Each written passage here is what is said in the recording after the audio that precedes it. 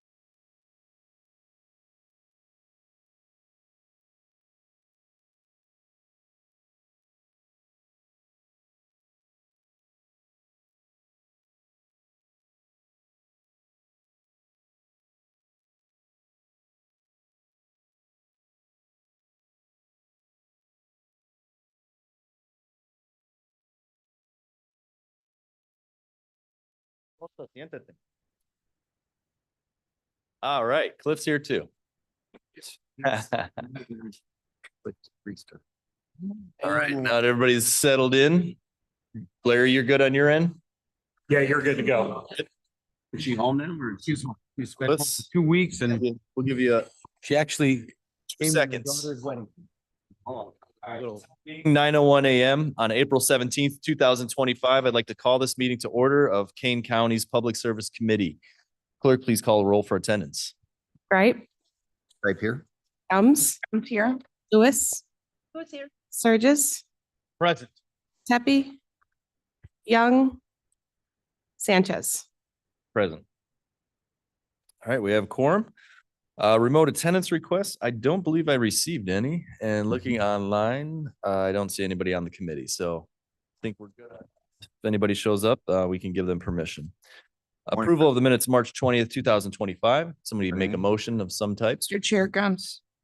I would ask for unanimous consent to approve the minutes of March 2020. Hearing none, the minutes are approved.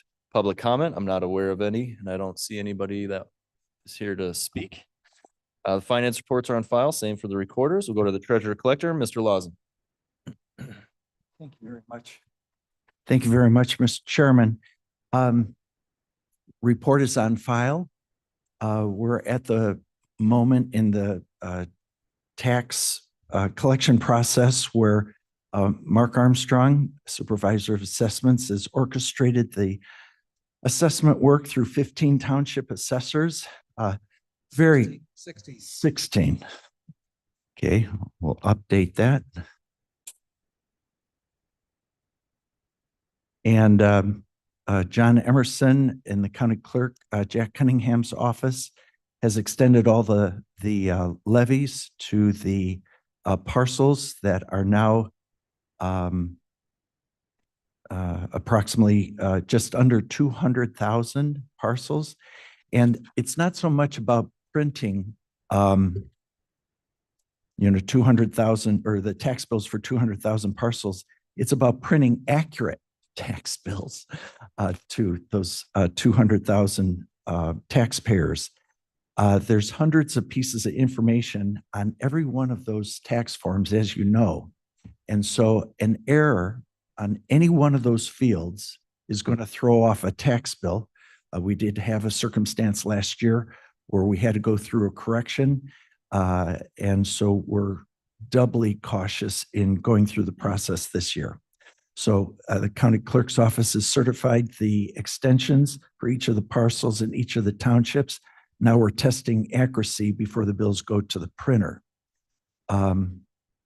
It's a very extensive process, and actually it's a piece that I worry about. What is the one thing that you didn't check that is going to be inaccurate? And that's kind of like a cloud over the process. But we have really good folks in all these offices, the county clerk in Jack Cunningham's office. We're very grateful. They sent over 63 sample tax bills, and each of the 16 townships were covered. Special service areas, drainage districts, solid waste districts, pollution control, make sure we catch all those. Supervisor assessments. I am glad that we have the very best, sent over 14, and he's really our coach and quarterback on all that. DevNet are the people who provide the data management, database management.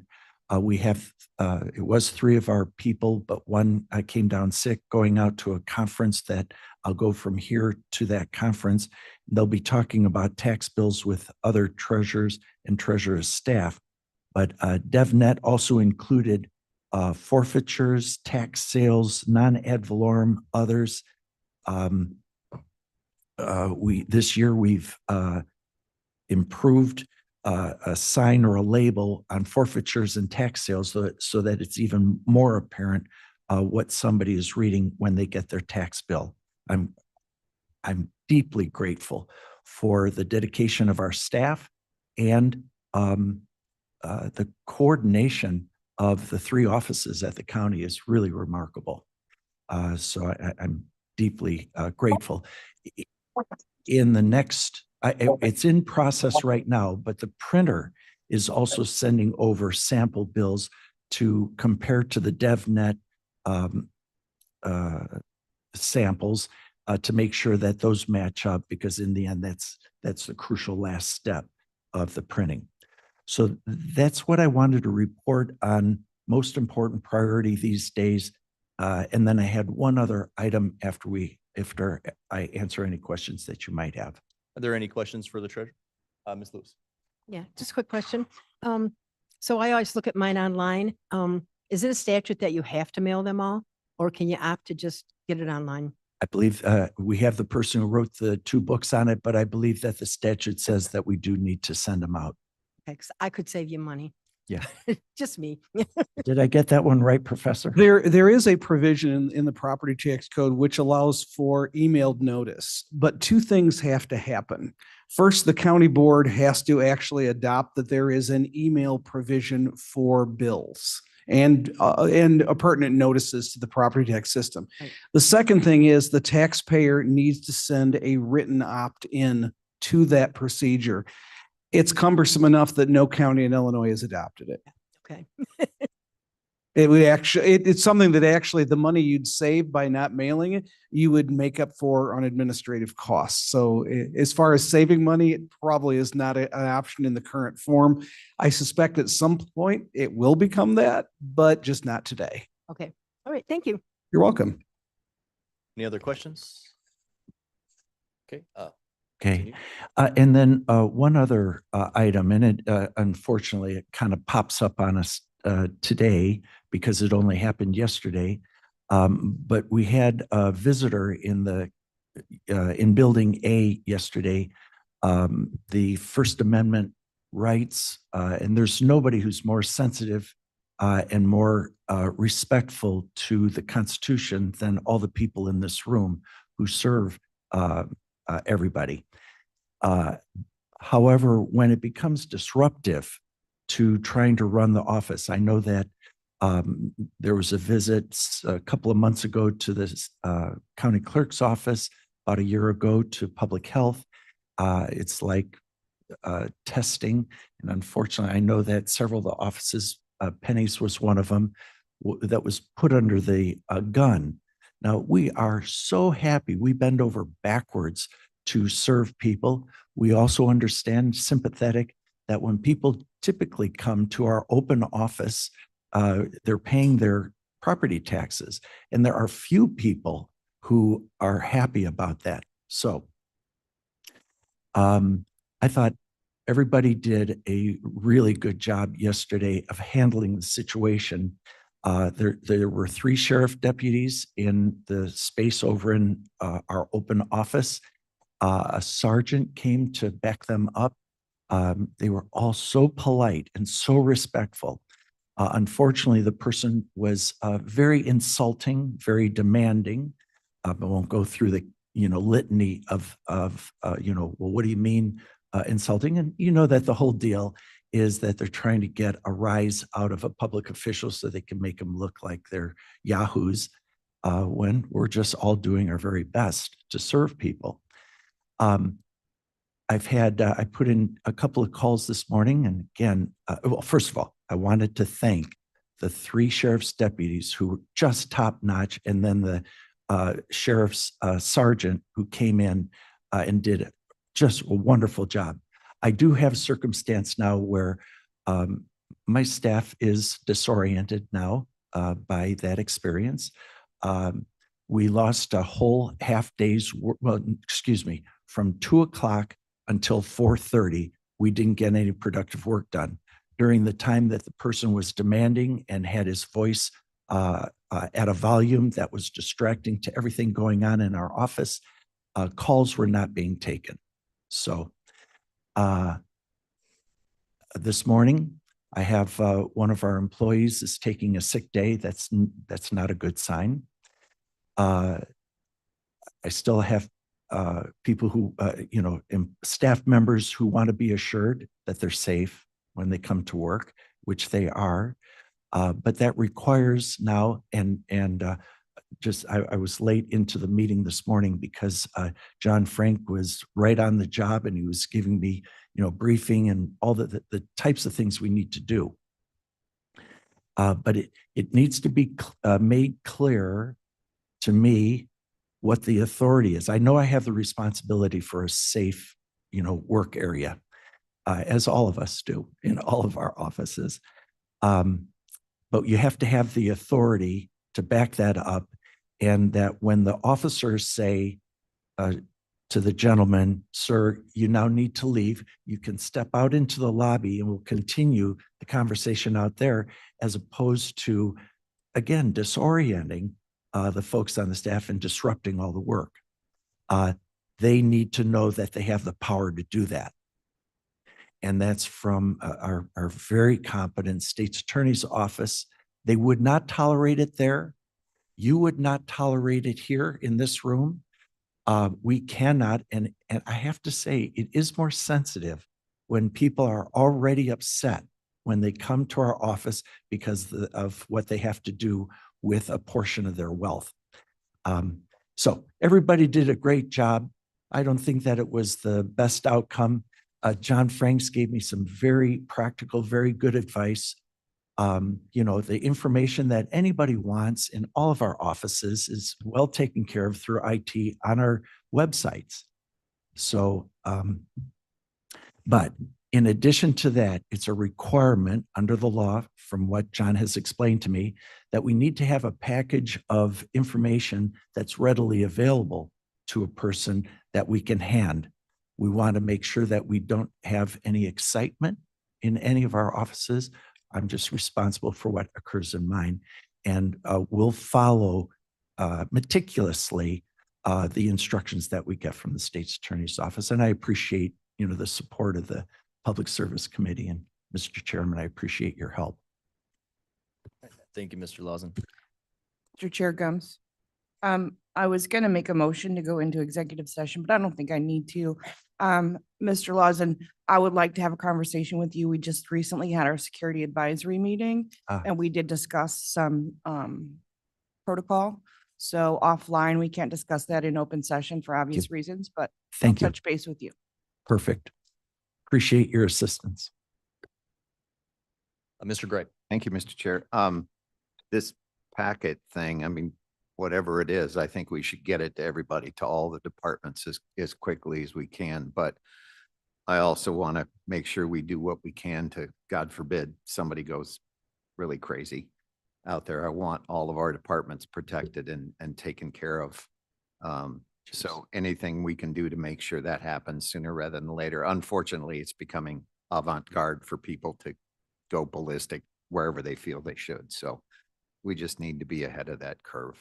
So thanks, Michelle, for. And Mr. Chair, if you don't mind, I have a couple of follow-ups that I'm going to do today specific to that. So thank you. All right. I think we all appreciate the First Amendment, but we got to all get along. So anything else for Mr. Lawson? All right. I actually, Oh. I have a random question, Gums here. How do I say this? There's a lot of fear in the world about interest and all of these things that are occurring. Do you have any insight as how we're going to be doing at the county level on our investments? Yes. I'll give a more thorough report at the Finance Committee next Wednesday. However, the investment managers who, took over, I replaced the broker system where it was just a suitability standard, which meant that they could sell the county whatever we bought as long as it met the state statute requirements. We replaced those with the fiduciary standard, which means that you pay a person a fixed fee, which in our case is you take a penny of the interest, you cut it into 10 pieces, you take one of those pieces and you give it to the expert. We have, I believe, the best in the country as far as Illinois law and investment management and PFMAM. And then one of the top 10 proven for like the last 5 or 7 quarters in Vectors Research out of Richmond, Virginia, takes care of managing the larger portion. Bottom line on the answer to your question is that we're now that the rates are higher for the longer period of time. I think I just approved those reports. We put them on file for next week's meeting. It's something like for 3 or 4 years, we're at with about 42% of our investments. We're at we're over 5%. Call it 5%. So as far as the interest rates on the investment, that's good. That's being handled properly.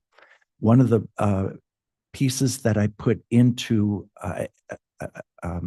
we continue to try to improve the communication to the board and to taxpayers. We are about $21 million less in the savings accounts than a year ago at this time. That $22 million at approximately 4.65% is, let's see, it was about $1.4 million less that the board will have to spend because the cash accounts, cash balances are coming down. Once everybody gets a handle on the spending and whatever, the board decides that they're going to do on revenues, hopefully that stops. But it is a spiral that you have now $1.2 to $1.4 million less because you have less interest income to spend. I hope that answers. I'm sorry, that was almost like, how do you build a wall? Report, Good.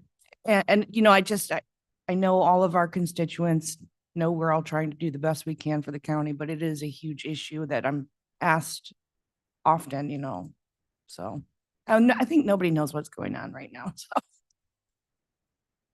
thank you. Anything else for Treasurer Lawson? All right, thank you, Mr. Lawson. Supervisor of Assessments, Mr. Armstrong. Good morning, everyone. My presentation begins on page 42 of the packet with general statistical information.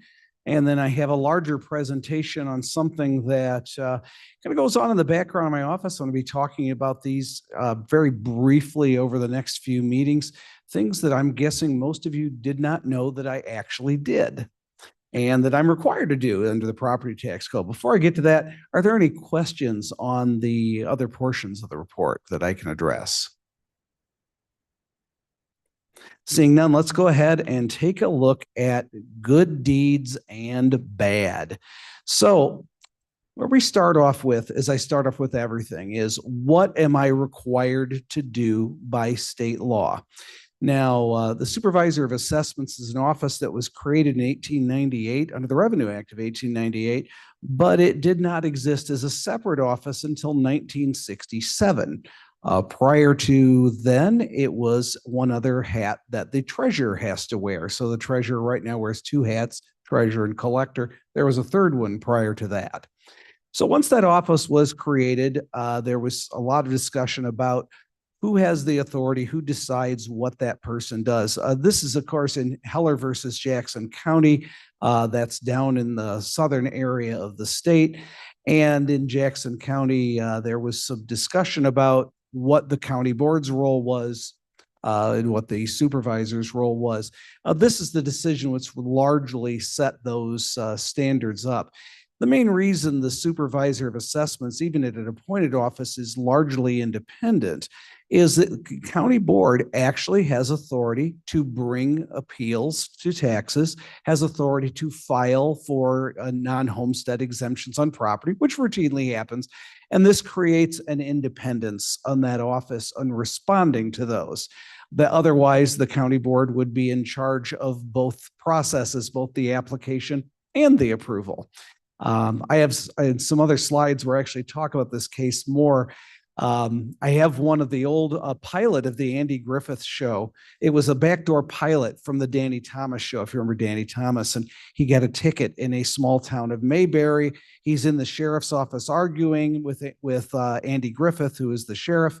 And he says, I want to go before a judge. And he goes, okay. And he reaches into his desk drawer and he puts away the sheriff name badge and pulls out the justice of the peace name badge. It went worse when he said he's going to tell the newspaper, and it turned out Andy was the editor of the Mayberry Gazette as well. But the idea is that the person making the decisions is not the person or the entity who is making the applications. That's why there's a delineation of duties there. One of those duties that I have that's kind of obscure shows up in section 9-35, and that is to create a list of property owner names and addresses. Now, this is used far downstream. It's used in the treasurer's office with those tax bills that we mail out. It's used in the clerk's office whenever they're dealing with not only setting up properties for tax extension, but dealing with tax redemption when taxes are unpaid. So I have to make these lists from the records of the county recorder's office. And before I'd be remiss, it's not part of the presentation, but I'm remiss to say that when I talk about bad deeds that are coming up, none of this is the responsibility or even the authority of the county recorder. Illinois works on an abstract system, not a Torrens system. If you're old enough, you might remember when Cook County had a Torrens system. That's where instead of getting title insurance, you got a Torrens certificate from the county saying you own this property. And it was an absolute lock solid defense against any type of fraud or claim against title. But it was abandoned because largely that meant the county had to become a title insurance agency. And it took a lot of time, a lot of money, and nearly everyone in Cook County hated it. So that's why we are an abstract system where the recorder takes the deeds as they come in and records them. And unfortunately, sometimes deeds are bad for a variety of reasons. The absolute worst reason is deed fraud. And the General Assembly has even identified deed fraud as a big deal. So that's why we do a lot of research every time property transfers. So we start off looking at a variety of deed types, and you can see this. This is on page 48 of your packet if you're taking a look at that. But these are the various types of deeds, which all have slightly different meanings. The deeds that most often come in are warranty, trustee, and special warranty deed. Last year, we processed 13,805 deeds. 4% of those, or 532, actually had identifiable problems. So it wasn't something where we have to look at every deed and make sure everything checks out. But these are the deeds where we ran into problems. So we're going to jump off on how we look. We verify the property by the legal description. Now, a lot of deeds will have an address, they will have a parcel number, but it is the legal description which is dispositive. And the first thing we see is this. There are 136 deeds recorded last year, which were identified at the recorder's level as being insufficient to even identify the property in question. For instance, an illegible deed, you can take a look at this one and let's see, what's that lot number there? 195, 193? I'd go for 196. Yeah, it could be anything at that point. We're not going to transfer ownership of property tax records based on this.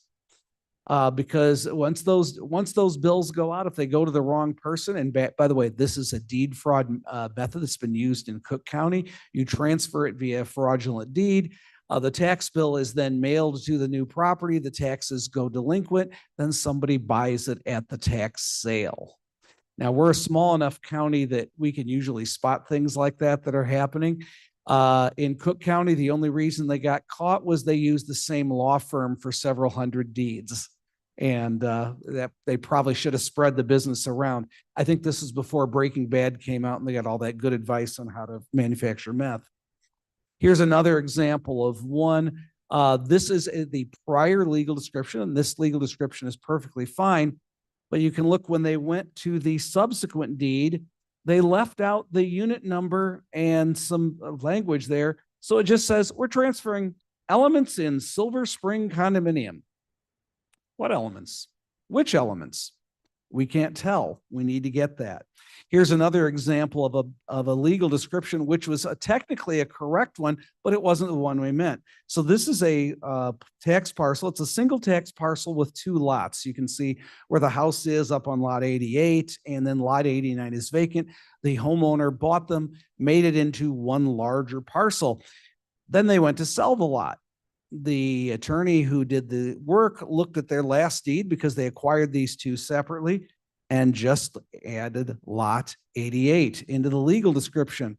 But we know they own lot 89 as well. So we gave them a call and the attorney was very, very grateful. They filed this corrected legal description. You see, they just took it and wrote, and lot 89, and put it over the top. It doesn't look pretty, but it does the job. But that's clearly a case where whoever is preparing the deed was unaware of some of these things, didn't check it out. We caught it. And otherwise, what would have happened was we would have created two new parcels. Lot 88 would have been its own. That would have been transferred. Lot 89 would have been to the original owner. It still would have been there. They'd been getting the tax bill. Now, when people get tax bills for property they already sell, they don't say, oh, something must have happened. I'd better check this out with a lot of detail. Nope, they look and say, not my problem. Chuck it in the recycle bin. Then they go to tax sale and they say, not my problem. Chuck those notices in the recycle bin. Then a tax buyer acquires the property because there is no legal document placing that in the name of the person who thought they bought it. And then that goes to tax sale, and that person now gets a deed and owns the property. Meanwhile, this guy's living in the house thinking this is his backyard. And then all of a sudden he gets a letter from a tax buyer saying, yeah, you can have your backyard back for $60,000. All perfectly legal because somebody made a mistake and nobody caught it. We try to catch those because it costs us more money to deal with the problem. Yes, Mr. Surgis, you have a question. Mr. Armstrong, several times I've always acknowledged your intelligence and professionalism. And for us sitting here today, sometimes it's difficult to keep up with where you're going with this because the most transactions we have might be from us buying a home or selling a home or our parents and how that was transacted. And it's all done between attorneys and at a title company and stuff like that. But in my experience in what I do for a living, we've had, and being up where Jared and I are in the Dundees, sometimes those properties are multiple parcels that maybe the records aren't really, clear as mud, if you will. And by the time you realize, wow, I thought we were just buying one lot. It's actually 7 parcels that were smashed together, but then we're going to spin this one off and blah, blah, blah. It gets messy. So this degree of oversight, if you will, is so very appreciated. I also recently, we have a couple of properties in Florida, and I found it interesting that everything was done. I didn't fly down for the closing. Everything was done electronically. And I had to call the county down there and say, hey, listen, I'm trying to get something taken care of. And the lady goes, well, your name's not even on the deed. I said, wait, I have a closing and everything. And she goes, well, young man, just to let you know, until you pay your tax bill, which hasn't come out yet, until it goes through that cycle, your name's not recorded on it. And I said, but I have a closing and here's my documents. And she said, well, you don't understand how it works down here. Once you go through this cycle and you get an actual property tax bill, then you will see everything online. And let me tell you, that made me a little uncomfortable and sort of nervous until I called around and everybody said, no, that's just the way it's done. So whatever you do and the way you're doing it is so appreciated just to keep us out of that. And while this might be an easy transaction in a single home sale, if something was to happen to me, I would want my children to be able to rely on your data, clear as could be and make something happen. So just know you're appreciated. Well, thank you for the kind words. So moving on to other issues we're on, this is a deed where you see attached legal description. You see one PIN number there. Notice it has 4 zeros at the end. That indicates it's a Cook County PIN number. Then they crossed that out, put something else, but there was no legal description attached. Didn't have one at all. The next one is one where this comes in, they sold lot 118 in Mill Creek neighborhood Q. But we look and we see the seller did not own lot 118. The seller owned lot 113. So we contacted the attorney and they filed they re-recorded a corrected deed for that. I think this next one is one of my favorite ones that we got. And this attorney doubled down and insisted that the property was actually in Knox County and not Kane County. Fun fact, Kane County was actually one time in Knox County, but that was in the 1820s. So it doesn't work on that today. So these are just some of the problems with deed restriction. We also compare the ownership to prior owners. So in looking at this, we want to see, does the grantor have an interest? So if the grantor doesn't appear on the chain of title, that's a question. If the grantor doesn't include all current owners, and dealing with one of that just yesterday with an attorney very, very upset with me. I think she might have been embarrassed because she didn't do her homework and then got caught in front of her client. But if all the other owners aren't showing up, we can't take them out of ownership until they actually relinquish their interest. We can see a grantor's heirship is not established. This is because a lot of times that's done with probate, and we have good relationships with the circuit clerk's office that can provide us with those records. The grantor's status as a successor trustee is not established. We see someone buy it as a trustee of a trust. Seller, completely different name. Does that person have the authority to sell it? Maybe, but we need to establish that. We also run into competing instruments. You'd be surprised how often the same person sells the same property twice. So at that point, we stop, we wait, we try to see what all this is resolved. After that, our job is to enter the new taxpayer address. And when we're entering the new taxpayer's mailing address, we have some challenges. The first challenge is that even if the address is wrong, and even if I enter it wrong, they give the right address, I enter the wrong address. When the treasurer mails out a tax bill, that tax bill is owed. If I put the address and put your property in Florida and it's mailed down there and you don't get the bill, that's not a defense against late charges or anything bad that happens. There are plenty of court cases on this. The system presumes the taxpayers ought to know they owe the taxes. So we want to be very, very careful about making sure that we get the right address. Unfortunately, sometimes people do things that are less than helpful. Looking at this one, they had the address mailed to their mortgage company. This is about 20 years ago. Here's that mortgage company's address today. The mortgage company is no longer there. Tax bill's still going there. Assessment notices are going there. I have no idea where they're supposed to go. All I know is legally, they're supposed to be mailed here, even though they come back to us every year. We can't change that without the taxpayer saying, hey, change this. Here's one where they probably meant to build a house, but they have this tax bill on Ellis Johnson Lane, and it's still vacant 2 years later. Those bills come back. Those notices come back. If those bills do not get paid, bad things will happen. I have no idea where to send this tax bill. Neither does the treasurer. And this happens with surprising regularity. Here's a good example of one where we got this address in Westmont, 1023 Longford Drive. There is no 1023 Longford Drive. It goes right from 1021 to 1025. The last thing that we take a look at is reviewing and processing the Illinois Transfer Declaration. A couple of key questions on here. The big one here I want to look at is number 6. Will this be the buyer's principal residence? If you check yes, that means we are going to automatically grant you the general homestead exemption, presuming there's nothing else that would say that you wouldn't qualify for it. Like if you bought 4 houses the same day and checked yes on all of them, you still only get one.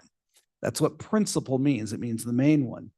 But we had one in this case where we had a taxpayer called. She was actually a Florida resident.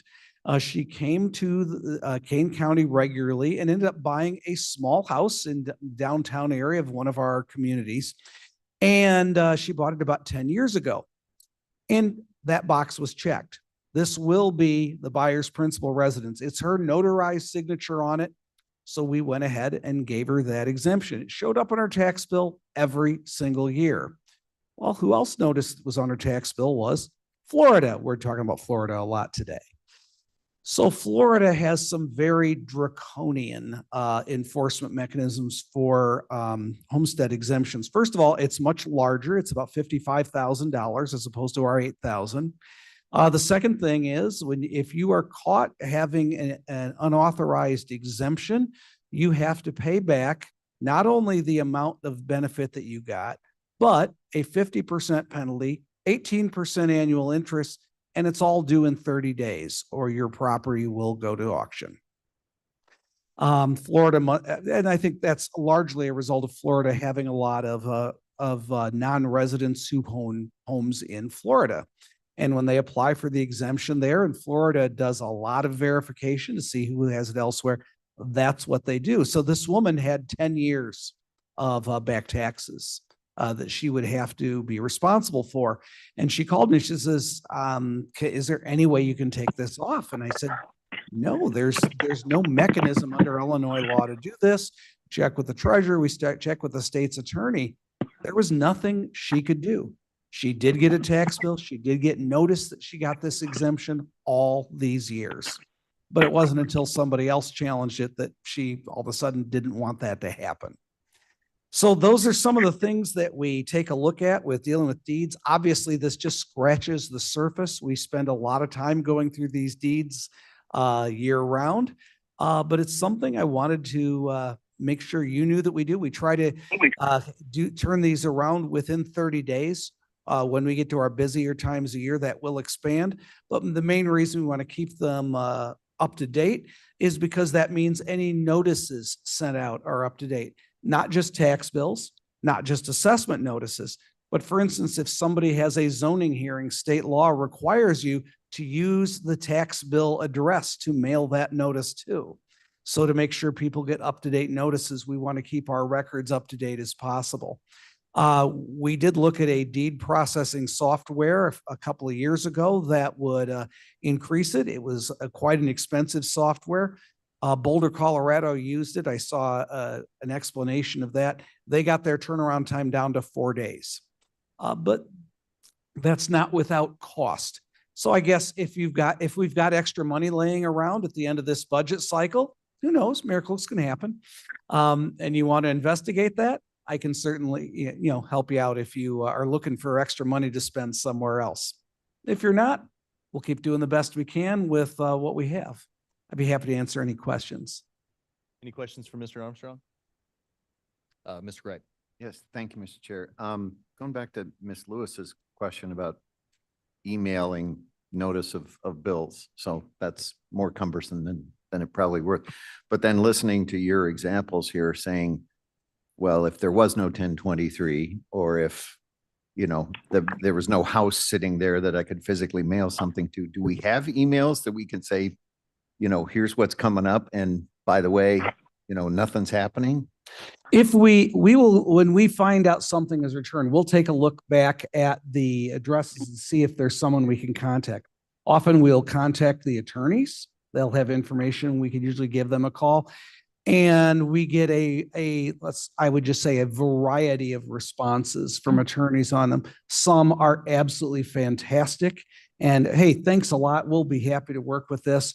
Others have said, I've already been paid for this. I'm not doing anything else. I know what the things the treasurer does is the treasurer sends out courtesy bills, because one of the things that does happen in the process is I certify to the clerk. Now those changes aren't going to show up that happened between when I certify generally in January to when those bills come out in May. So there's a lag time there. So the treasurer has a process already in place where they still send out the bill where they're required to, but they also send a notice to the address of the home itself, hoping to catch anybody there. That started a few years ago, really cut down on the amount of delinquent bills that we had. If we have an email address somewhere, we'll take a look at it. Under the process set out in the property tax code, we would still be required to have that taxpayer actually register with an email address to send this. So we'd be happy to look at that in more detail if the county board is interested. I don't know that a formal adoption would save the county any money though, but we certainly, anything we have at our resource, we look into. Thank you. I mean, it makes sense to me that to the extent it costs more, if we were going to email them all out to everybody, it might save a little money when we're chasing attorneys and owners and whatnot, if we do request the prospective owner's email address. So if something does go wrong, we have that in the system and we can. If they file a post-purchase change of address form, we actually do get that. And we follow up with that. And if there's a problem, we notice it right in the beginning. It's these where they come in through the recorded documents, because there's nothing in the provisions that provides for the recorder, for instance, to do data validation on email addresses. And most of the time we get good email addresses. Sometimes we don't. And sometimes we get one. I know that I use the word illegible, and I hesitate to criticize people for illegible handwriting given my own. But if we can contact, we can. This, remember, is 4% of the deeds. Now the process happens for all of them, but 4% are the ones that actually need more work. Any other questions? Mr. Roth. Roth here. Mr. Armstrong, you said the data that we can get, like the address and the name, is used downstream, but we don't use that in the election process. Is that correct? That is correct. The election code is very different from the property tax code. I've been trying to figure out a good way to do this for about 19 years. By the way, I've been in office for 19 years. And that would be a way to identify people turning 65 through voter records. The problem we have is marrying the clerk's voter registration rolls with our tax rolls. Any different rendering of an address comes up as that's not a match. If there was a way to geocode the addresses and have a geocode matching with our GIS system, we might be able to do that, but that would require the clerk to geocode. How many registered voters do we have, Brian? 12,000 registered voters. We have about 200,000 parcels. So it's presented some practical problems. The best we can do is there's a letter that goes out in every tax bill. I'm sure you all read it and don't just chuck it in the recycle bin when you get it. Actually saying, hey, check your exemptions. We can fix this up to October. And we do get a lot of people calling us every year. Unfortunately, we also get people calling us after that legal cutoff date where I can no longer fix it, and then saying, you thief, you've stolen this from me. That was actually an email I got once. I was in church. That was fun. But saying this, and we've sent this letter out every year since 2008 with all these instructions. Check your assessment, check your homestead exemptions. If there's a problem, we can get them corrected, and you have 5 months to do it. And yet we routinely get people say, well, I never read those letters. And it's just, I don't know what else we can do. I mean, we can cover the whole county for a few $100 with that letter. I don't know another way to do that cost effectively. Again, if you have a lot of extra money lying around and you want me to hire people to go door to door, I can find ways to spend that. But my guess is there are probably other claims that are more pressing for funds than that. Thank you. Ms. Lewis. I'm guilty. I have to do a change of address form, not for where my property is, but the On mailing. the microphone a little bit more. I'm sorry, but the mailing address. And so I went online to look up if there's a form, which there is. But the form still says David Rickert as the treasurer. And I can either, this form I found, I can either fax it or mail it. There's no email option. Would that be a possibility someday? You can actually use that through the contact us thing. Let me check real fast and see Okay. that, because I'm wondering if that isn't an archived form that's somewhere. Just Googled. Now, that's the problem. Google gives all sorts of wrong information. I keep seeing artificial intelligence. I think it's more on the artificial than intelligence, because we get wrong information popping up on Google searches all the time. Because I printed it out and it's laying at home because I'm just like that. I'm just- if I can't scan and email something right that second, it leaves my mind. We need to know who the treasurer is because Yeah. he's been showing up, but if it's supposed to be.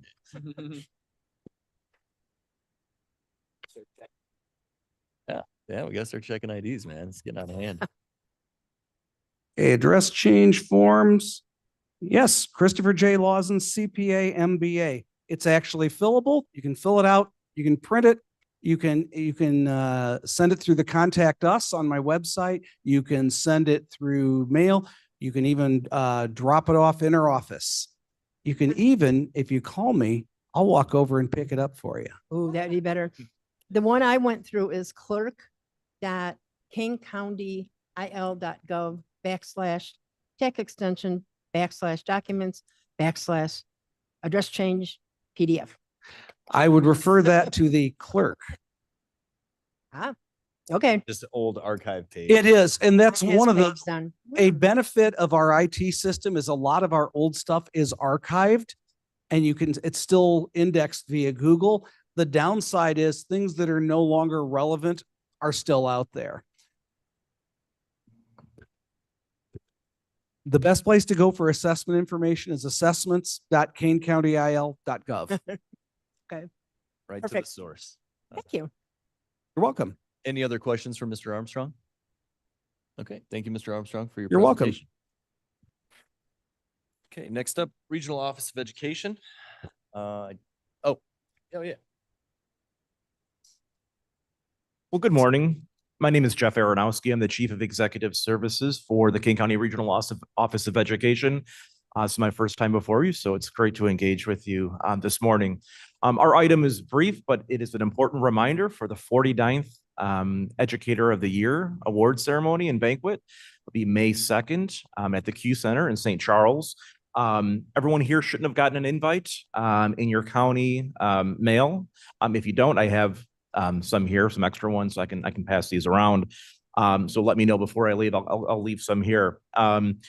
If you haven't attended before, just want to give you an update. We have several different categories of educators that are being recognized for their excellence, not just in their schools, but in their communities as well. Elementary school teachers, middle school, high school, educational support personnel, administrators, and then ultimately the Educator of the Year as well. Really proud to say we have 46 nominees from all 9 public school districts in Kane County.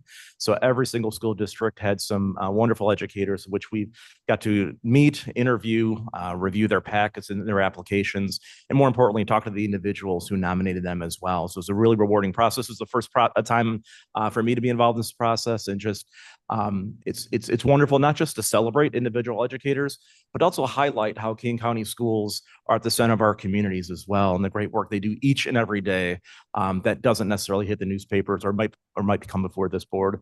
And so just really excited. So if you do have a need for an extra invite, please let me know. I can pass that out. And we look forward to seeing you on May 2nd. Mr. Sturgis. So I do have a question.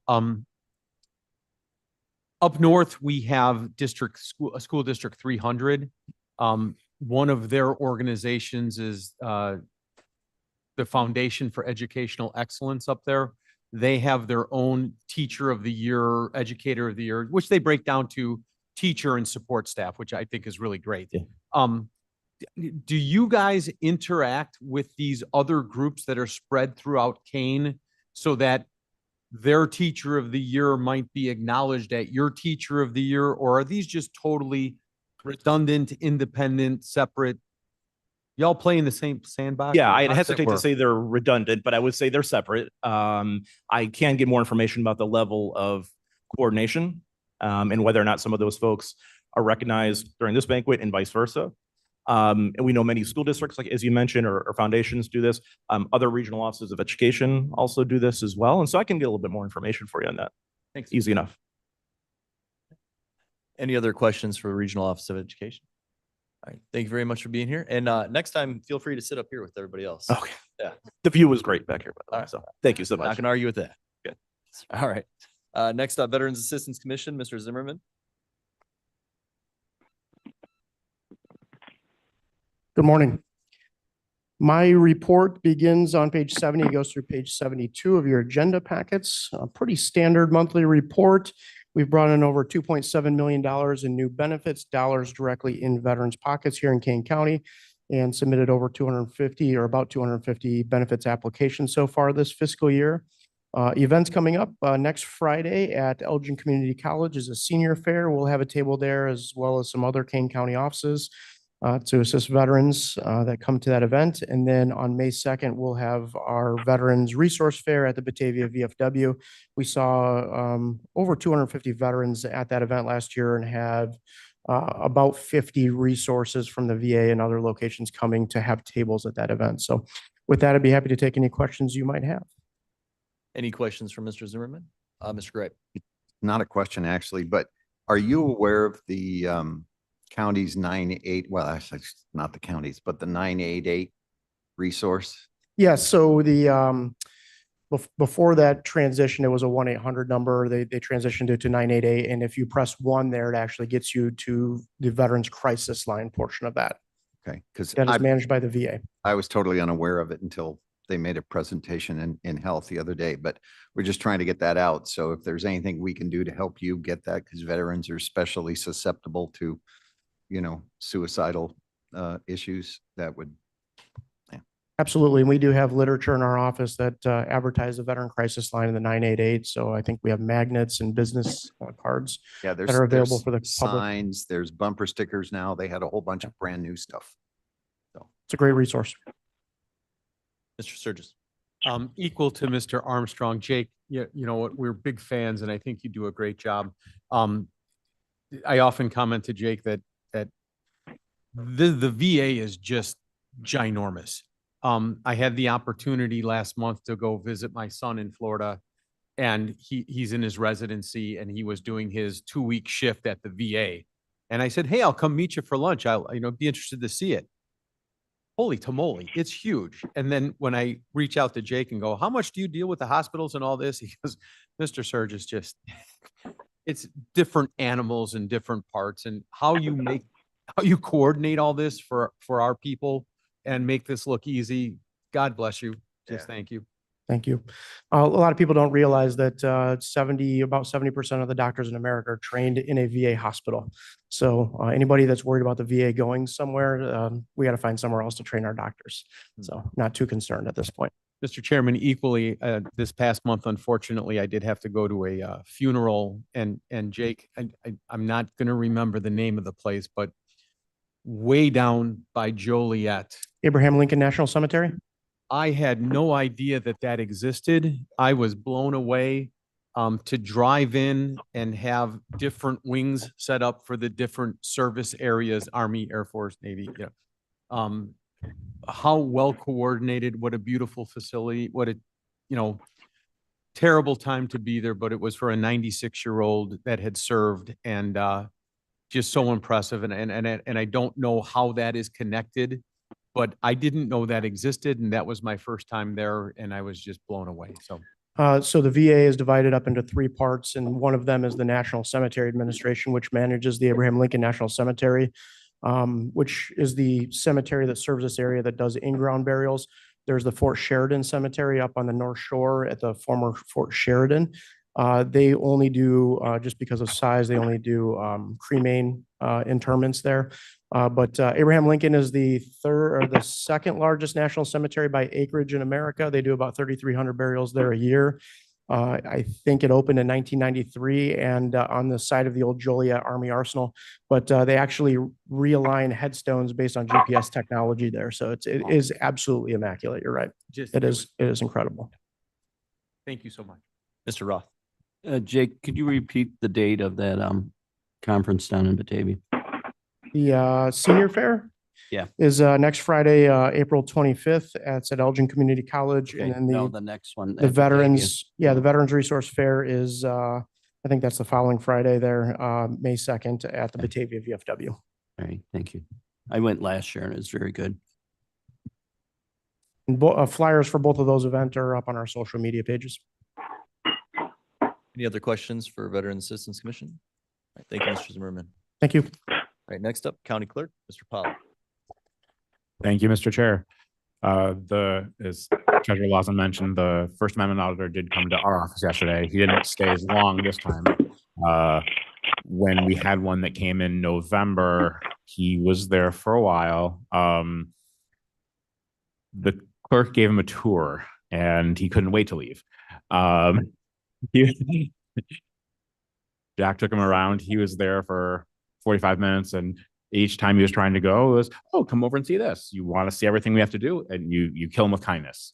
One thing we did have to explain was at that point we were dealing with a lot of people that were paying their redemptions at that time of year, and we were trying to explain to him that, as you said, these are people that are coming in at their worst times, and they're emotional, and we asked him not to film that, and we didn't tell him he couldn't be there, but we tried to move him away from the area when people are having these conversations and talking about their parcels. And there is a fine line. So, whatever policy the board's going to, I mean, obviously each individual countywide can have their own policies, but whatever we're looking at doing can be helpful to everybody else.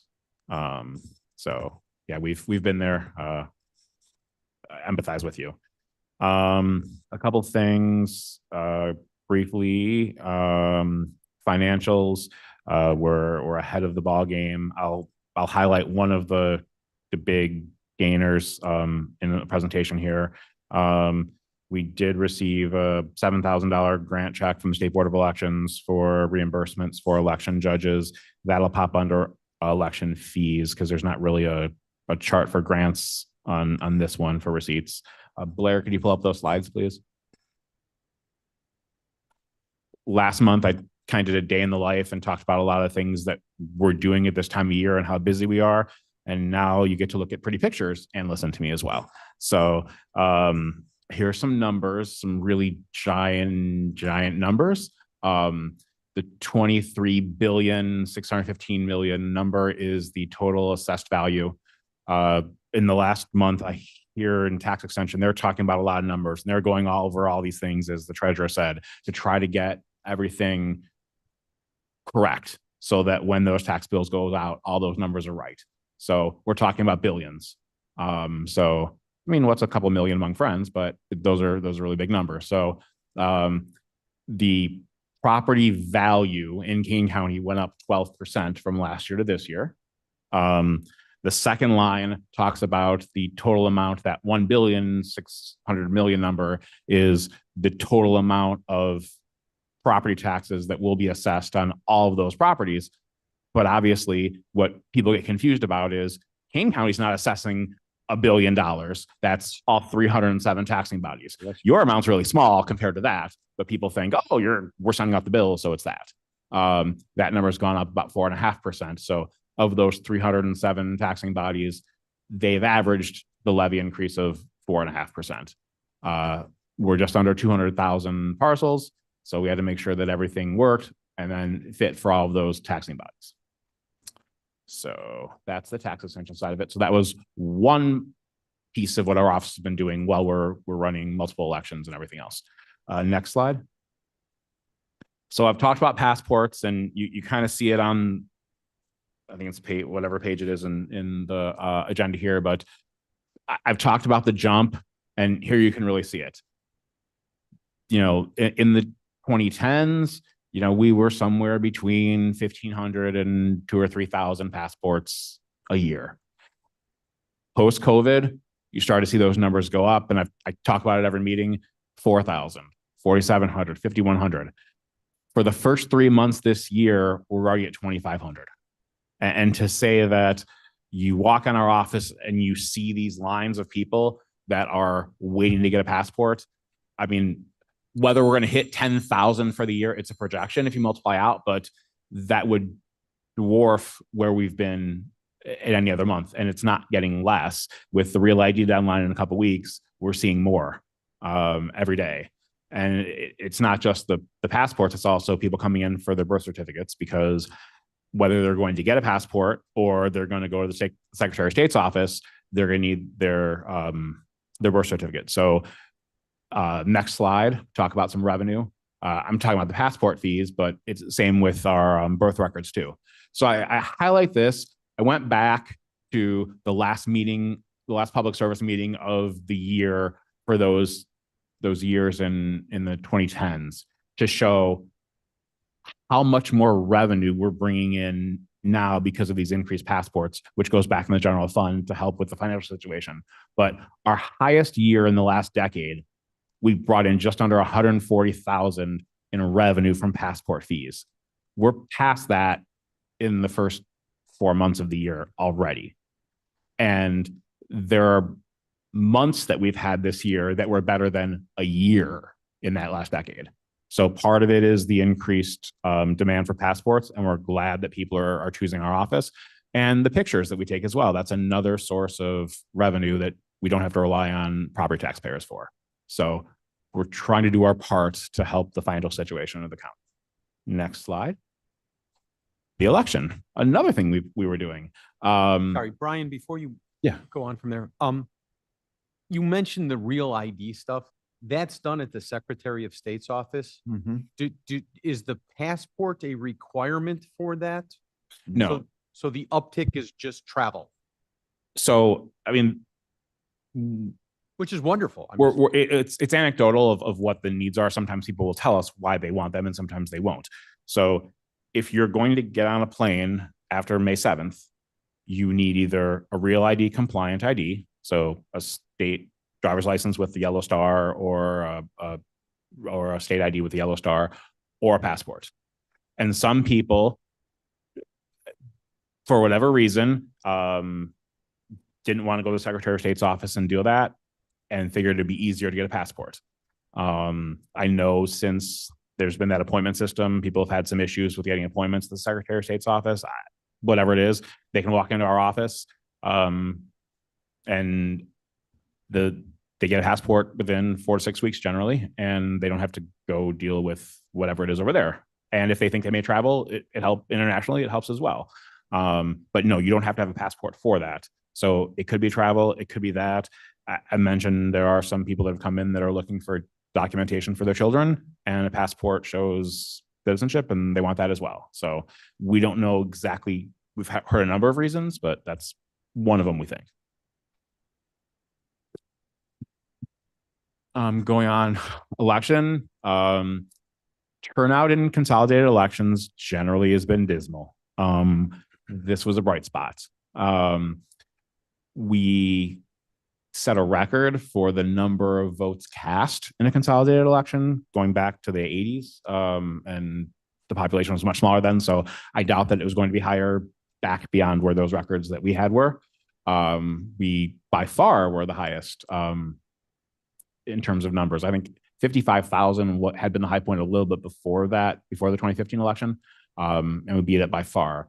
In terms of turnout percentage, the just under 23.5% is the highest since 2005, by far as well. So more people came out, more people voted. We're there to make sure that people have the opportunity to do it for whatever reason. But we stress the importance of these elections because so much of your life is wrapped up in what your city council or your township or art district or school board It's really a wow figure. Thank you for presenting that. You know, we talk about expecting 10 to 15% and, you know, we got better. The next slide shows the breakdown, which will also explain some other things. So, the trend in Kane County has been that more people vote prior to election day than on election day. It's not new. It's increased. We showed this after the November election. Prior to the pandemic, it was about a 50-50 between early voting and vote by mail versus election day. And 2020 was an anomaly. But even since then, that number's gone up to now about 60% voting before election day. So there's been, Kane County's voters have always embraced early voting.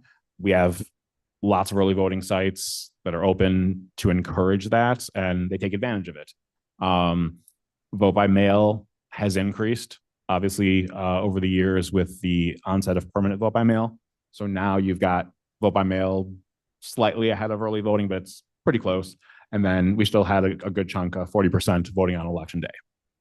Would you have any way, I'm sorry, Mr. Chair, would you have any way to break that down?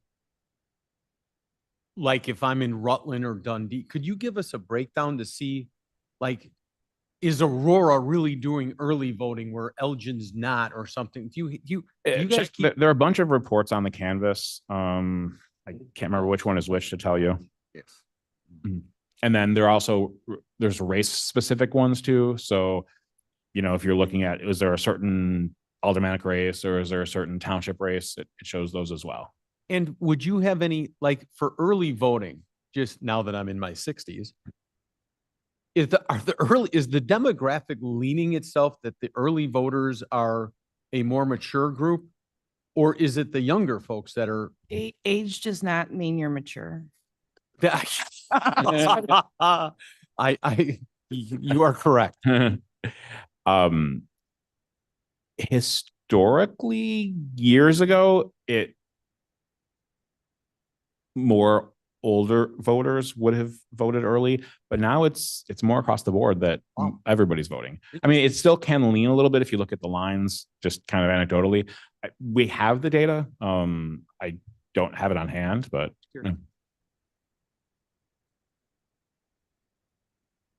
Is that it, Mr. Surges? Thank you, sir. Okay. So that's where we're at. You know, the drivers, there was a higher increase of vote by mail in this election, and this being the first municipal election with permanent vote by mail. So you had a 37 or 38,000 of those ballots were mailed out and 22,000 came back. And, you know, the question is going to be, how many of those voters would not have voted in a municipal election or normally don't vote in municipal elections that receive that ballot? So it's above my pay grade, but it's a good question to see. And is that going to be something that affects municipal elections in the future? Most people think yes. Now we start to have some data to figure it out. Question? Mr. Gray. Quick question. Thank you. I would assume that the vote by mail includes mail-in ballots surrendered at the polling places? Generally, those people then are converted to early voters because you've got to be one or the other. So if you surrender that ballot and you don't vote, you're voting early. Okay. I'd be interested if there's a way to figure out of the, whatever it was, you said 30, 40,000 mail-in ballots that were distributed between the vote by mail, the 22,000 here, and those surrendered. What was the number that actually were used? It's a good question. I think they get converted in the system. So I'm not sure if we have that number. I've asked the question before because that's one of the things you think about is when you're looking at, you know, on election day and you see there's X amount of ballots that are still out. Well, you know, the good thing is the people that have voted that surrendered the ballot and voted on election day or during early voting, those numbers are removed from that list. So you don't have a candidate that may be down by a certain amount of votes counting on that person to return the ballot or whatever. That's not a vote by mail voter anymore. That's an early voter or an election day voter. Thank you. Any other questions for the clerk's office? Ms. Gomes? Are you done with your thing? Uh, Presentation? Total? Yeah, I was waiting until, you're done with your presentation? Yes. Ms. Gums, are you? I do have a question.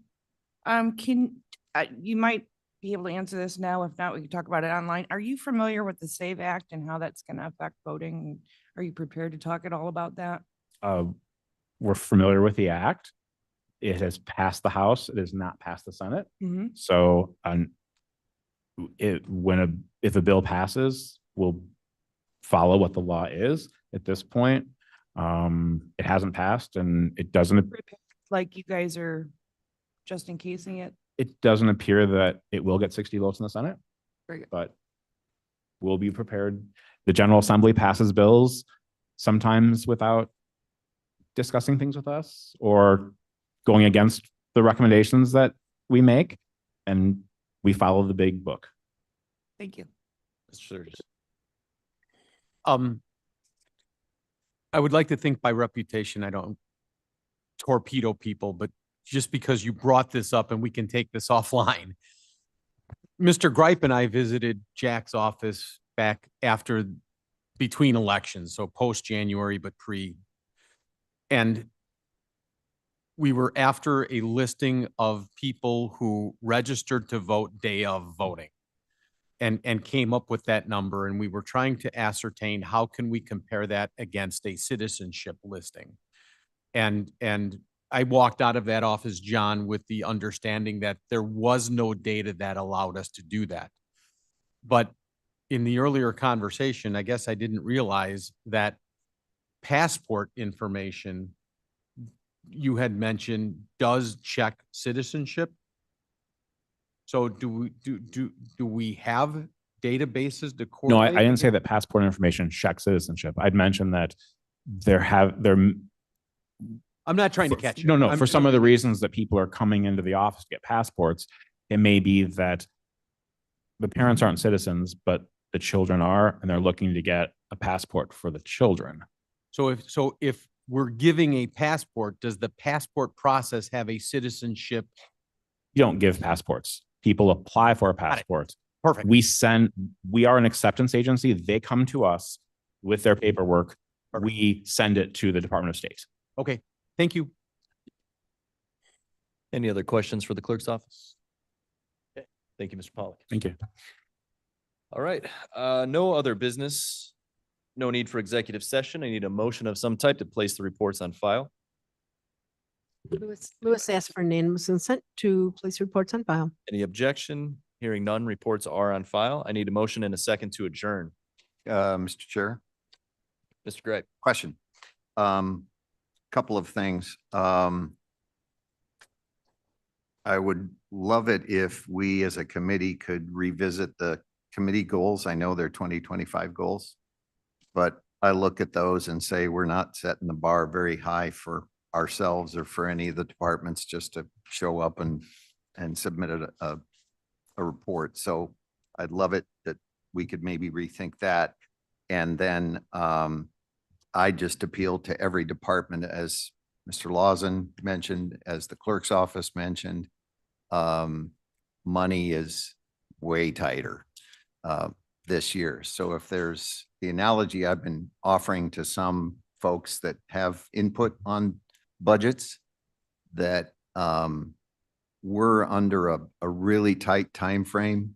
Process probably won't start till late May or June, which puts us under a real time pressure. And when you're rushed, you don't do as good of a job. So we would love the help of any and everyone who has input on that process, because again, I'm an analogy guy, and the visual I came up with is that you all can use scalpels in your departments, which are much more precise. They're much sharper and they're better tools. At best, I think we might be in the position of using a rustier scalpel. And when rushed, we could use a chainsaw. And that's not going to help anybody from your interest standpoint. So I'm just on my own behalf, making a personal appeal for help to prepare things that will help us help you. So that's to everybody, even the people that aren't here. So thank you. Mr. Greip, we can follow up on the goals outside of the meeting. Thank you. But Mr. Chair, Guns, Oh. I just want to, I told you I was feisty. I just want to say chainsaws are then not good. Yeah, I'm just going to throw that out there. All right. If there's nothing else, I need a motion and a second to adjourn. So moved. Great moves.